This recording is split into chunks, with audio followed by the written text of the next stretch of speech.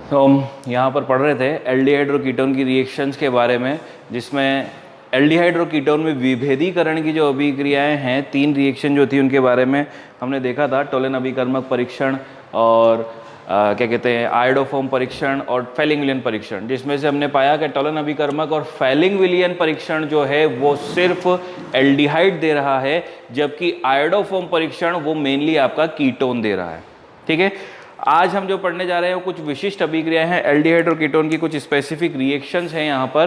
तो सबसे पहली रिएक्शन जो आती है इसके अंदर वो आती है एल्डोल संघनन।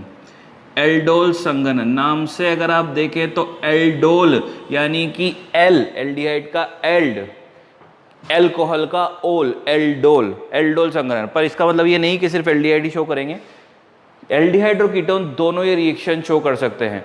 एल्डोल संघनन या एल्डोल कंडेंसेशन के लिए सबसे बेसिक सी शर्तें, कुछ शर्तें हैं इसमें जो पूरी होनी चाहिए। अगर ये शर्त कंप्लीट नहीं होती है तो ये अभिक्रिया नहीं होगी।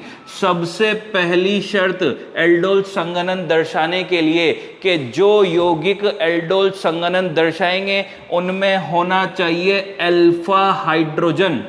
अल्फा हाइड्रोजन के बारे में मैंने आपको बताया था कि एल्डिहाइड और कीटोन में कार्बोनिल समूह होता है। कार्बोनिल समूह से जुड़ा हुआ कार्बन होगा अल्फा कार्बन, और अल्फा कार्बन पर उपस्थित हाइड्रोजन होंगे अल्फा हाइड्रोजन। ध्यान देना मेरी बात पे, कार्बोनिल समूह से जुड़ा कार्बन है अल्फा कार्बन और अल्फा कार्बन पर उपस्थित हाइड्रोजन अल्फा हाइड्रोजन। अगर किसी यौगिक में अल्फा कार्बन नहीं है तो भूल जाओ कि उसमें अल्फा हाइड्रोजन होगा। सबसे पहले आपको अल्फा कार्बन देखना है, और अल्फा कार्बन पर अगर हाइड्रोजन उपस्थित है तो वो अल्फा हाइड्रोजन होंगे। ठीक है, तो एल्डोल संघनन दर्शाने के लिए सबसे पहली शर्त क्या है? अल्फा हाइड्रोजन होना चाहिए। दूसरी शर्त, आपके जो अभिकारक हैं वो समान होने चाहिए। अभिकारक समान होने चाहिए। इसका क्या मतलब है भाई? जाहिर सी बात है, अभिक्रिया है तो कम से कम 2 अणु होंगे, वो दोनों अणु आपके कार्बोनिल यौगिक के होंगे। अगर एल्डिहाइड है तो दूसरा भी एल्डिहाइड ही होगा, और एल्डिहाइड होगा साथ ही साथ कार्बन की संख्या भी समान होगी। अगर एसिटेल्डिहाइड है तो वो एसिटेल्डिहाइड से ही अभिक्रिया करेगा, अगर एसीटोन है तो वो एसीटोन से ही अभिक्रिया करेगा, अगर फॉर्मल्डिहाइड है तो फॉर्मल्डिहाइड से ही अभिक्रिया करेगा, प्रोपेनेल है तो प्रोपेनेल से ही अभिक्रिया करेगा।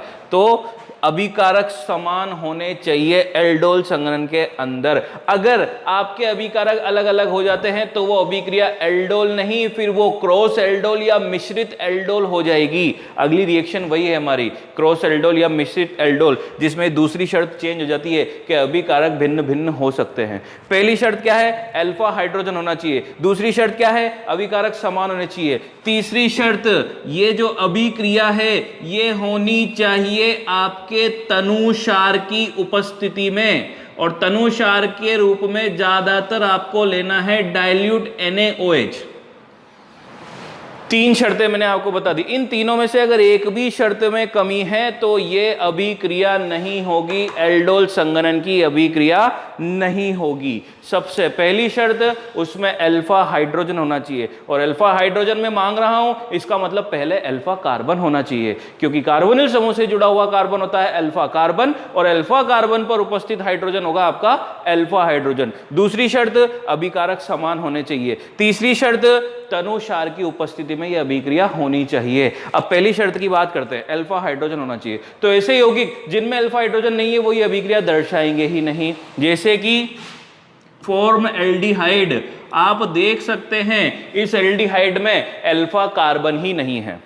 कार्बोनिल समूह से हाइड्रोजन तो जुड़ा है लेकिन ये अल्फा हाइड्रोजन नहीं है। मैंने आपको बोला कार्बोनिल समूह से कार्बन जुड़ा होना चाहिए, वो कार्बन अल्फा कार्बन होता है, और अल्फा कार्बन पर उपस्थित हाइड्रोजन जो है वो अल्फा हाइड्रोजन होता है। तो ये अभिक्रिया नहीं दर्शा सकता क्योंकि इसमें अल्फा हाइड्रोजन नहीं है। दूसरा, C6H5COH बेंजल्डिहाइड, इसका मतलब बेंजीन वलय पर आपका जुड़ा हुआ होगा एल्डिहाइड समूह, ये CHO, इसको ऐसे लिख देता हूं मैं।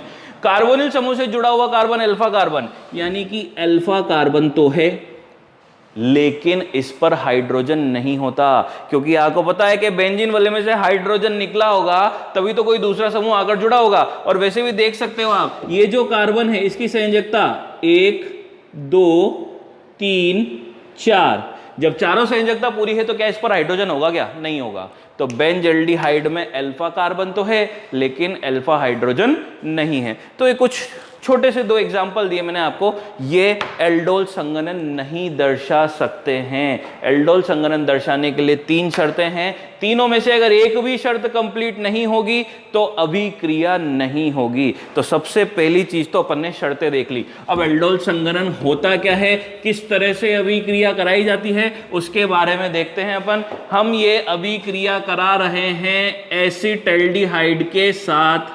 मान लीजिए एसिटल्डिहाइड है हमारे पास, तो सबसे पहले तो मैं देखूंगा अल्फा हाइड्रोजन है या नहीं है। मैंने देखा कार्बोनिल समूह से जुड़ा हुआ कार्बन इधर तो नहीं है, लेकिन इधर तो है।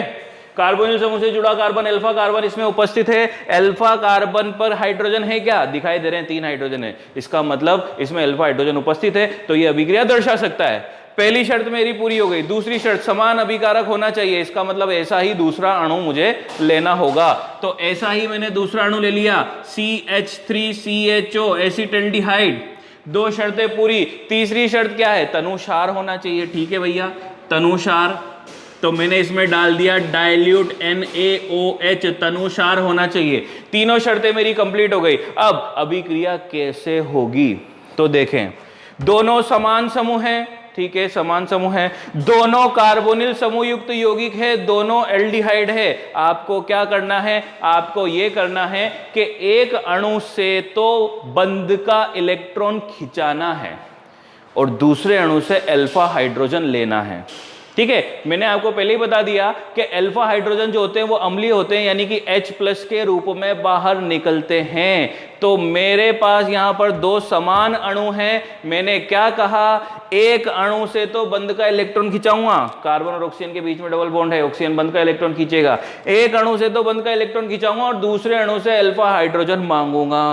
तो देखें, मान लीजिए इस अणु ने बंध का इलेक्ट्रॉन खींचा, कोई से भी खींच सकता है, ये भी खींच सकता है, ये भी खींच सकता है, दोनों समान है। दोनों में से किसी एक से मैंने बंध का इलेक्ट्रॉन खिंचा दिया है। बंध का इलेक्ट्रॉन खींचते ही आप देखेंगे कि ऑक्सीजन हो जाएगा माइनस, कार्बन हो जाएगा प्लस। इसने बंध का इलेक्ट्रॉन खींचा, पास वाले कार्बन से, पास वाले अणु से अल्फा हाइड्रोजन मांगेंगे। कहां है अल्फा हाइड्रोजन? यहां है अल्फा हाइड्रोजन। एक अल्फा हाइड्रोजन चाहिए, तो मैं देखो इसको पहले से ऐसे लिख देता हूं सहूलियत के तौर पे। CH3 है ना, तो इसको मैंने ऐसे लिख दिया CH2H, ताकि मुझे दिख गया कि कार्बोनिल समूह से जुड़ा हुआ कार्बन ये अल्फा कार्बन है और भैया ये अल्फा हाइड्रोजन है जो कि H+ के रूप में निकलने वाला है। अब आप सोचें कि ये H+ के रूप में निकलेगा, तो इसका मतलब जब ये प्लस के रूप में निकल रहा है तो बंध का इलेक्ट्रॉन कार्बन खींच रहा होगा। इसका मतलब ये ऐसे जाएगा, कार्बन ने बंध का इलेक्ट्रॉन खींचा तभी तो H+ के रूप में जाएगा। ये H+ के रूप में कहां जाएगा? ऑक्सीजन के पास। ये गया भाई ऑक्सीजन के पास। अब आप देखेंगे कि ऑक्सीजन की संयोजकता पूरी हो चुकी है, क्योंकि बंध का इलेक्ट्रॉन ऑक्सीजन ने खींचा था, तो एक कमी आई थी, O- हो गया था। O- पे क्या आ गया? H+ आ गया। ये कार्बन कैसा हो रहा है? प्लस हो रहा है। ये कार्बन कैसा हो रहा है? माइनस हो रहा है। क्या प्लस और माइनस को जोड़ दोगे क्या आप आपस में? यही करना है हमें। संघनन का मतलब इन दोनों को आपस में जोड़ना है और संघनन की प्रक्रिया में जल का अणु निकलता है। ठीक है, तो मैंने क्या किया, यहां से लिखना शुरू कर रहा हूं मैं वापस से। CH3, इसमें तो कोई परिवर्तन नहीं किया, तो मैंने लिख दिया CH3। ठीक है, उसके बाद C पर क्या है? H है, तो CH3CH, CH3CH। इस पर क्या था? डबल बॉन्ड O था, डबल बॉन्ड हट गया, सिंगल बॉन्ड रह गया, O रह गया, O पर क्या आ गया? H आ गया, तो OH। ये जो CH था ये पॉजिटिव हो रहा था, ये पॉजिटिव वाला किससे जुड़ेगा? पॉजिटिव वाला नेगेटिव से जुड़ेगा, यानी कि अल्फा कार्बन से जुड़ेगा। ये H यहां से हट चुका है, तो ये CH किसके साथ जुड़ गया? CH2 के साथ। ये लीजिए CH2, और CH2 के साथ क्या जुड़ा हुआ है? वही कार्बोनिल समूह, कार्बोनिल समूह ये रहा कार्बोनिल समूह, और ये लीजिए आप देख सकते हैं इस समूह के अंदर आपको एक तो एल्डिहाइड दिखाई दे रहा होगा, ये रहा एल्डिहाइड, और एक आपको अल्कोहल दिखाई दे रहा होगा, ये रहा अल्कोहल। तो एल्डोल, एल्डोल, ये एल्डोल उत्पाद है। ये जो बना है आपका ये एल्डोल उत्पाद है। लेकिन अभी हमारा काम कंप्लीट नहीं हुआ है। ये जो यौगिक बना है इसमें 2-2 क्रियात्मक समूह हैं आपके पास, अभी हमारी अभिक्रिया कंप्लीट नहीं हुई है, क्योंकि आपने कहा एल्डोल संघनन, एल्डोल तो बन गया, संघनन कहां हुआ? संघनन की प्रक्रिया में तो जल का अणु निकलता है, जल का अणु जुड़ता है। संघनन का मतलब क्या है? संघनन का मतलब वाष्प जो है, वाष्प का वापस से जल में परिवर्तित होना। अभी हमने जल नहीं निकाला है, ठीक है। फिर से समझें क्या करना है। एल्डोल संघनन का मतलब ऐसे अणु जिनमें अल्फा हाइड्रोजन होते हैं वो अभिक्रिया दर्शाते हैं। दूसरी चीज, समान अणु ये अभिक्रिया दर्शाते हैं। तीसरी चीज, तनुसार की उपस्थिति में ये अभिक्रिया दर्शाई जाती है। मैंने ऐसा अणु ले लिया जिसमें अल्फा हाइड्रोजन है, दो समान अणु लिए हैं, एक अणु से बंध का इलेक्ट्रॉन खिंचाऊंगा, दूसरे अणु से अल्फा हाइड्रोजन मांगूंगा। एक अणु से बंध का इलेक्ट्रॉन खिंचाऊंगा, दूसरे अणु से अल्फा हाइड्रोजन मांगूंगा। तो बंध का इलेक्ट्रॉन खिंचाया, किसी एक से खिंचा दिया, दूसरे से अल्फा हाइड्रोजन लिया, अल्फा हाइड्रोजन लिया, दोनों कार्बनों की संयोजकता में परिवर्तन हुआ, दोनों को आपस में जोड़ दिया। जोड़ने के बाद ये जो मुझे मिला है ये हमारा एल्डोल उत्पाद है। आप चाहे तो इसे एल्डोल उत्पाद लिख सकते हैं। आगे का काम गर्म करेंगे इसे, जल के अणु का निष्कासन होगा। जल के अणु का निष्कासन होगा तो आपको दिखाई दे रहा है कि OH कहां से जाएगा? OH यहां से जाएगा। जैसे कि हम निर्जलीकरण करते हैं अल्कोहल का, के OH से जुड़ा हुआ कार्बन अल्फा कार्बन आप इसको मान सकते हैं, और फिर बीटा विलोपन करते हैं अपन। तो ध्यान देना एक चीज को कि OH तो यहां से निकलेगा, लेकिन H कहां से निकलेगा? H वहीं से निकलेगा जहां से पहले निकला था। पहले आपने इस वाले कार्बन से H निकाला था जो कि CH3 था। CH3 से आपने H निकाला तो वो CH2 रह गया। तो अब H यहां से निकालोगे।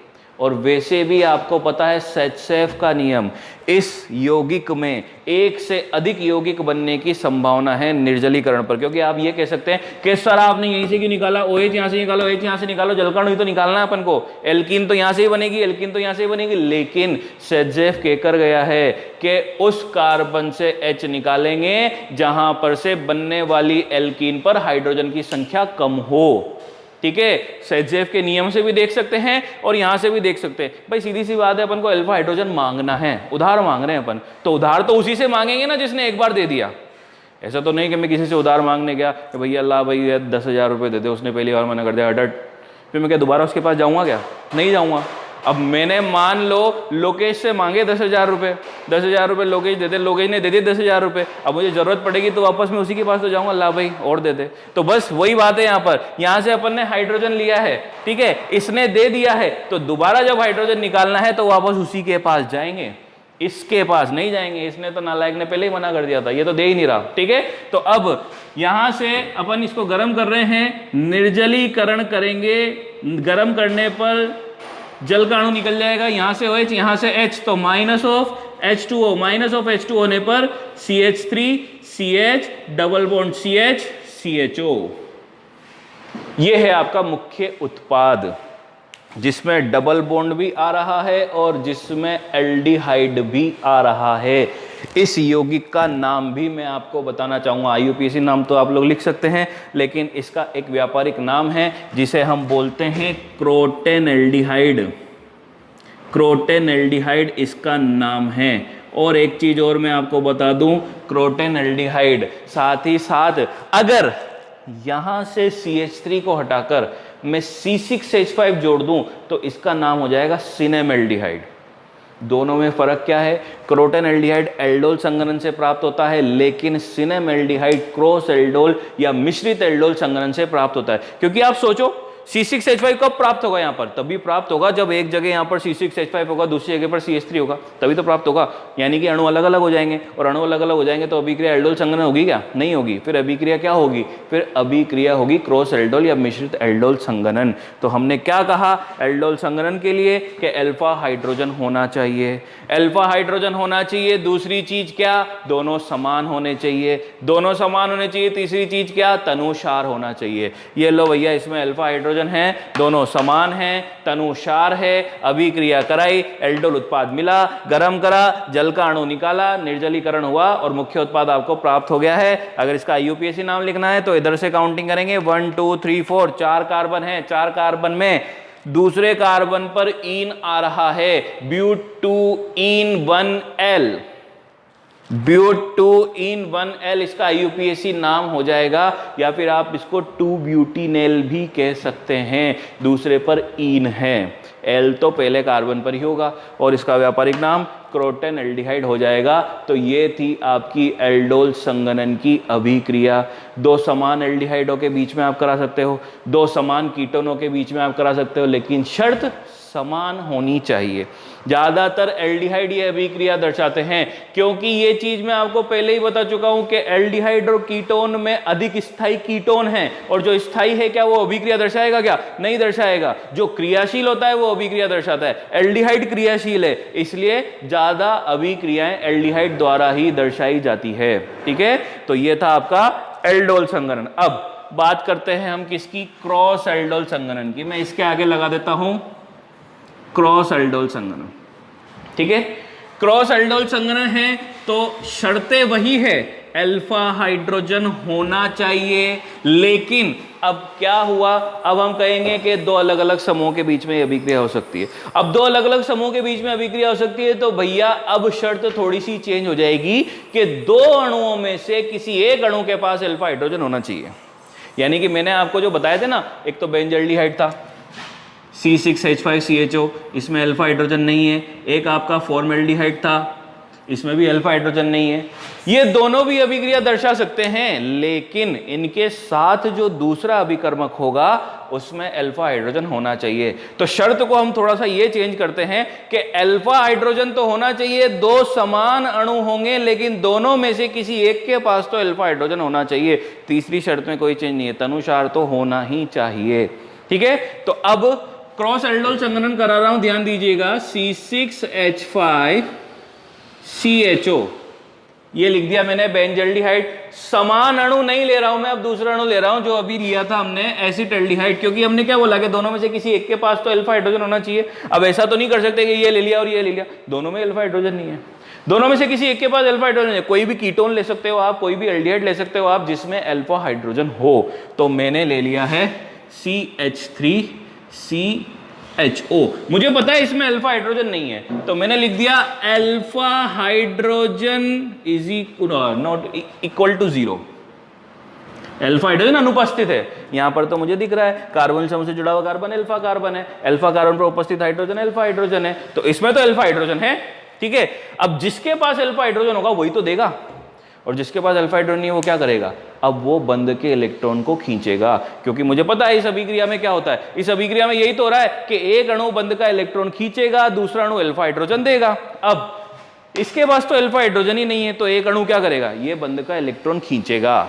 जिसके पास अल्फा हाइड्रोजन है वो अल्फा हाइड्रोजन देगा। आप चाहें तो इसको अल्फा हाइड्रोजन के फॉर्म में ऐसे भी लिख सकते हैं, जैसे अभी लिखा था अपन ने, CH3 की जगह पर मैं लिख दूं CH2H, ताकि आपको दिखाई दे जाए कि इसको तो अल्फा हाइड्रोजन देने का काम ही करना है।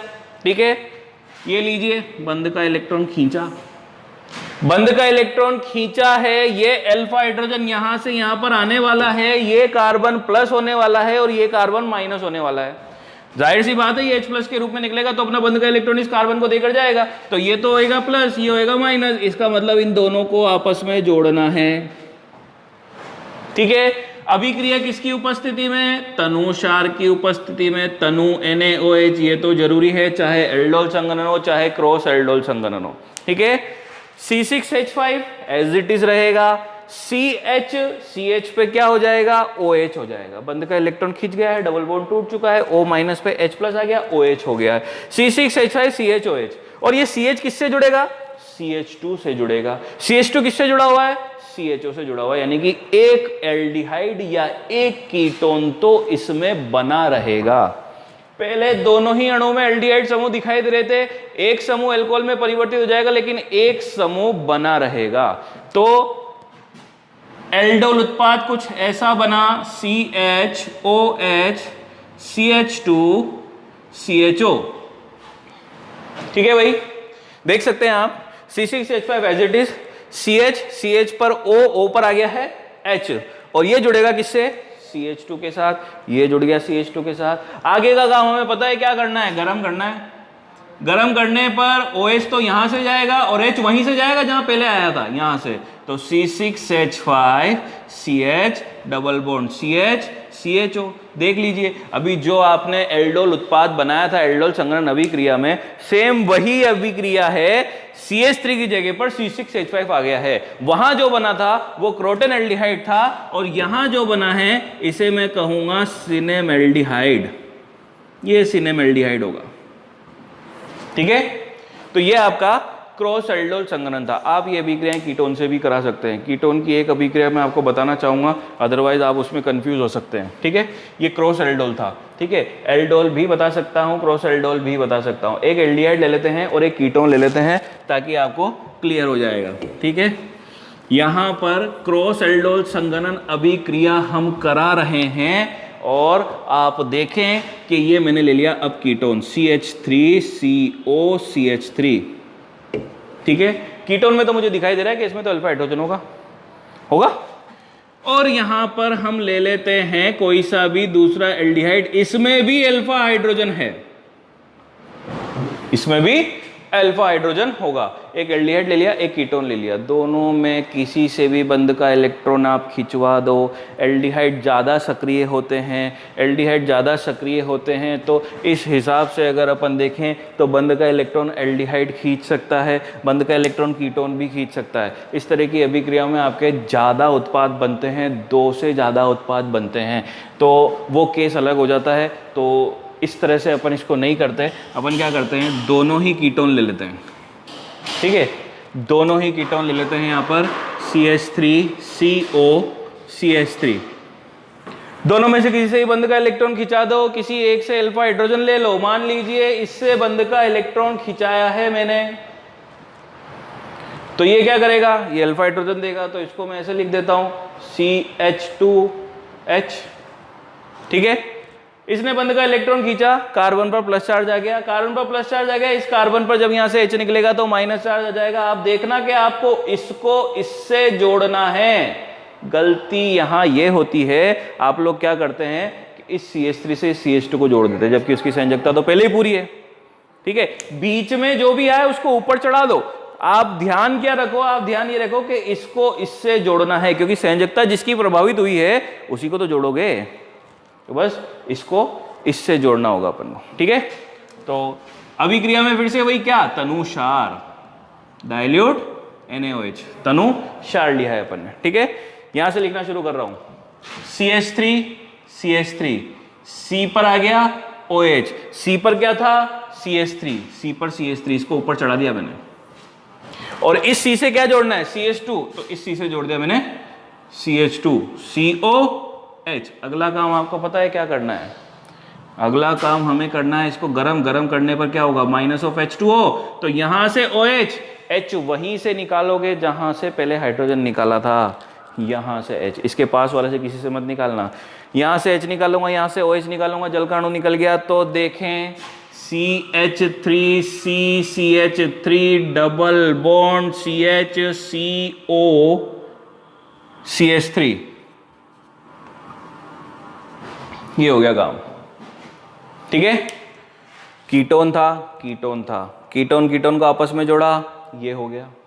उसके बाद निर्जलीकरण करा, यहाँ पर मैंने गलती से H लिख दिया था, CH3 हो, क्योंकि दोनों ही कीटोन थे, वो मेरे को एल्डिहाइड ध्यान रह गया था, ठीक है। तो ये उसके बाद जल का अणु निकाला है और जल का अणु निकालने पर ये आपका मुख्य उत्पाद बन गया है। तो ये थे आपके एल्डोल और क्रॉस एल्डोल संघनन। इनके नोट्स मैं आप लोगों को प्रोवाइड करा दूंगा और इनके ऊपर बनते हैं ढेर सारे क्वेश्चंस।